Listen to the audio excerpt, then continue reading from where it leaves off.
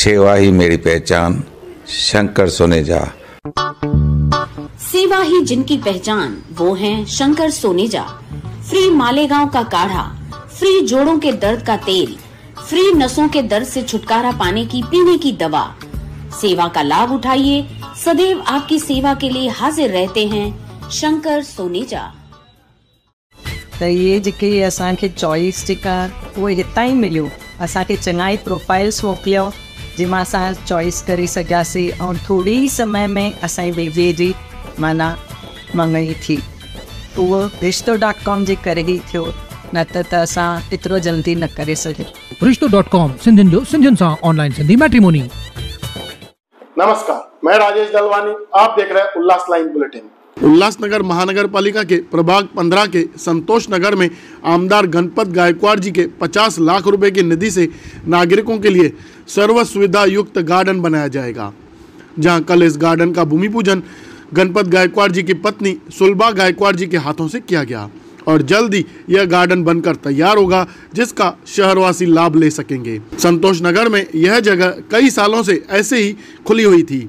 यहाँ के नागरिक मांग कर रहे थे कि यहाँ नागरिकों के लिए गार्डन बनाया जाए। स्थानीय बीजेपी कार्यकर्ता नीलेश बोबड़े ने आमदार गणपत गायकवाड़ जी से 50 लाख रुपए की निधि मंजूर कर और कल गणपत गायकवाड़ जी की पत्नी सुलभा गायकवाड़ जी के हाथों से इस गार्डन का भूमि पूजन किया गया।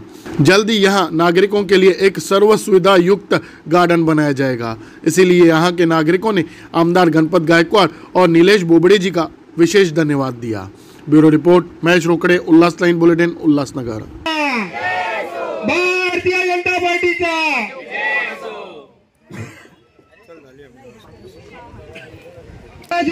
महाराजांचा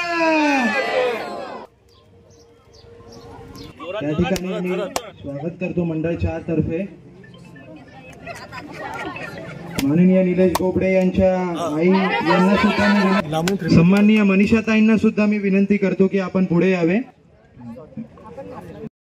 गेल्या 3 ते 4 वर्षापासून या विषयाचा पाठपुरावा, या गार्डनसाठी पाठपुरावा मी आमदार गणपत गायकवाड यांच्याकडे करत होतो।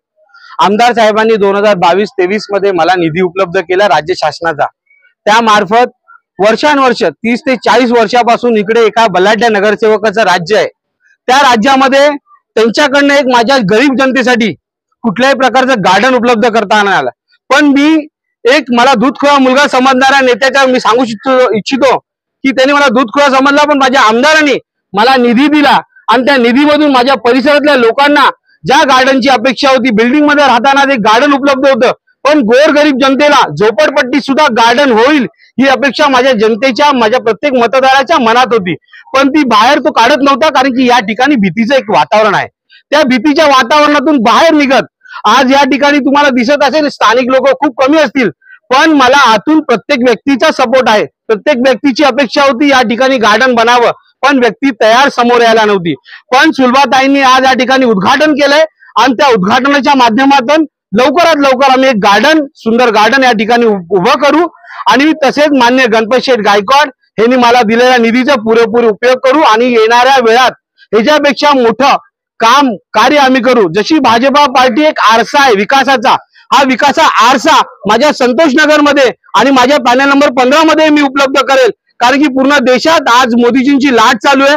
405 चा नारा दिलाय, सुलभाताई हा नारा घेऊन पुढे चाललेत आणि आम्ही सर्व महिला मोर्चा, आमचे युवा मोर्चा आणि आम्ही सर्व भाजपा कार्यकर्ता, नगरसेवक, पदाधिकारी त्यांच्या सोबत आहे। येणाऱ्या काळात आम्ही हा लढा पूर्ण करू आणि हा कमळाच्या चिन्हावरती येणारा कैंडिडेट हा आमचा खासदार असेल ही मी सांगू इच्छितो। जय हिंद, जय महाराष्ट्र। उल्लास लाइन बुलेटिन को सब्सक्राइब करें, बेल आइकॉन दबाएं और देखिए उल्लास लाइन बुलेटिन की न्यूज़ सबसे पहले आपके मोबाइल पर।